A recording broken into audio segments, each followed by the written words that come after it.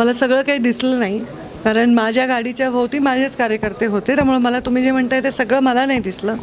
फक्त मी जेव्हा जात होते तेव्हा 2-3च मुलं होते ज्यांच्या हातामध्ये काळा रुमाल होता.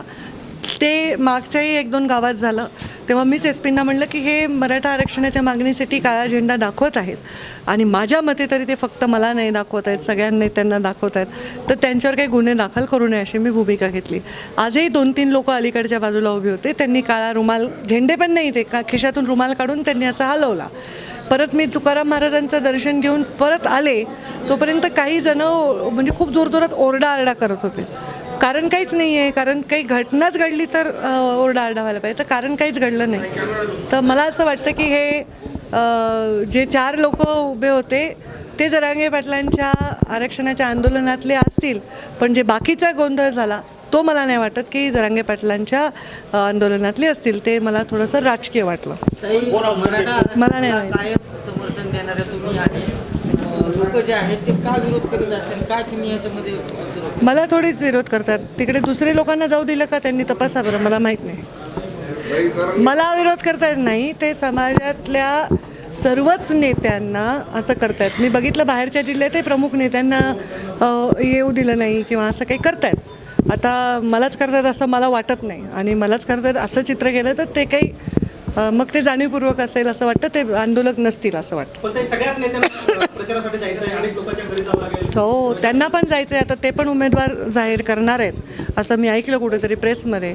त्यांनाही जायचं सगळ्या गावांमध्ये, सगळ्या समाजांमध्ये असं आहे. त्याच्यामुळे एक मागणी एका ठिकाणी आहे आणि एखाद्याचा अवमान होऊ नये याची काळजी घेतली पाहिजे. पण मला 100% खात्री आहे की हे जरांगे पाटलांचे माणसं नाहीत. हो, नक्की करत असतील. आता निवडणुकीत कोणीही प्रयत्न करेल. काय आव्हान असेल यांना मराठा आंदोलकांनी किंवा इतर की अशा पद्धतीने कुठला उमेदवार केला तर हे चुकीची पद्धत आहे, नेमकं तुमचं आव्हान काय असेल सगळं बीड करा? खरं सांगू का, आता जे प्रश्न तुमचे सर्वांचे आहेत ते प्रश्नच तुमचे उत्तर आहेत. तुम्ही प्रश्न असाच विचारता की हे चूक आहे की नाही, मग तुम्ही आव्हान करणार काय? तुम्हाला पण हे असं वाटतंय, तर त्याच्यामुळे मला असं वाटतं की मी वेगळं आव्हान करण्याची आवश्यकता नाही. जे लोक सुसंस्कृत, सुशिक्षित, संयमी, शांत स्वभावाचे आहेत त्या लोकांना या सगळ्या गोष्टी बघायला फारशा आवडत नाहीत. पण मी आत्ताही परत म्हणते, मीडियाने योग्य लावा. मला नाही वाटत ते जरांगे पाटलांचे आंदोलक होते. मला त्या ठिकाणी तेवढ्यापुरतं, कारण मी जिल्ह्यातही फिरते. जरांगे पाटलांचं जेव्हा आंदोलन चालू होतं तेव्हा अख्खी शिवशक्ती परिक्रमा मी काढली. मला कुठेच काही अनुभव आला नाही आत्तापर्यंत. मी जिल्ह्यात गेले 8-10 दिवस झाले, सगळीकडे फिरते.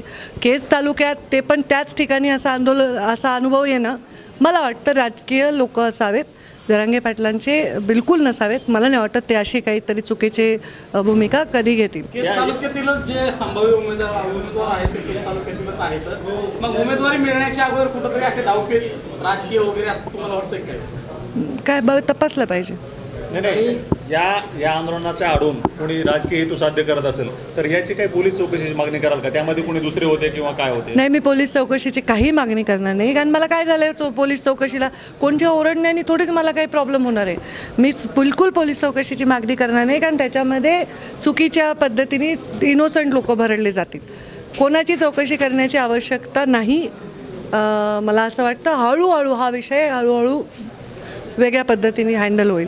मला नाही वाटत कोणाची चौकशी करायची गरज आहे.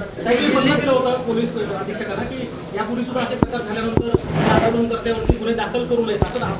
मी असं म्हणलं आहे की कोणत्याही शासकीय मालमत्तेची महानी नसेल झाली, कोणाला इजा नसेल झाली, कोणत्याही कायद्याचं उल्लंघन झालं नसेल, तर 4 पोरांनी, लहान वयाची मुलं आहेत बिचारी, ते आपलं काळा रुमाल दाखवत आहेत, त्यांनी मला काय अंगाला त्रास होतो आहे तर त्यांना नका तुम्ही जेल. कारण काय, बरेच लोक स्पर्धा परीक्षा देतात, कोणी सरकारी परीक्षा देतात नोकरीसाठी. मग हे गुन्ह्यांमुळे त्यांना अडचण येते आणि मी त्यांना अडचण यावी अशी माझी इच्छा नाही आहे. मला नाही वाटत की या मराठा तरुणांच्या शिक्षणात किंवा नोकरीमध्ये उद्या या गुन्ह्यांची अडचण व्हावी. त्यामुळे किमान माझ्यापुरतं मी सांगते की हे गुन्हे करू नये असं मी स्पष्ट एसपींना सांगितलं. आता मी त्यांना सांगितलं मागे घ्या. मी काही अधिकारी नाही ना की त्यांना आदेश द्यायला. मी विनंती केली आहे. मी काही अशा भूमिकेत नाही ना की ते एसपी मला आन्सरेबल आहेत. मी विनंती केली आहे. निर्णय तुम्ही घेतलेला आहे, काय स्वप्न घेऊन दिल्लीला जायचंय तुम्हाला, काय अजेंडा असेल? बापरे, पुन्हा काय घेऊन जाणार आहे? विजन आहे माझ्याकडे, अजेंडा नाही आहे. आत्ता अजेंड्यांचं राजकारण चालत असल्यामुळे असं वाटतंय की विजनशिवाय राजकारण होऊ शकतं, पण माझ्याकडे विजन आहे. मी माझ्या बीड जिल्ह्याचा जो चेहरा आहे, जो 5 वर्षात बदलला आहे, तो चेहरा आज बघण्यासारखा आहे. तो अजून देखणा कसा करता येईल असं माझं एक स्वप्न आहे.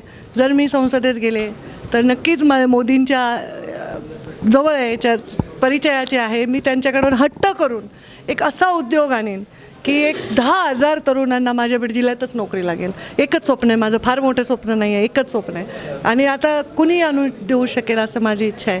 मग त्या माझ्या पोरांना कुणी असं वेगळ्या पद्धतीने वापरणार नाही, राजकारणात त्यांचा उपयोग होणार नाही. ते नोकरीला लागले, ते त्यांच्या जीवनामध्ये कामाला लागले, तर एक वेगळा परिणाम होईल.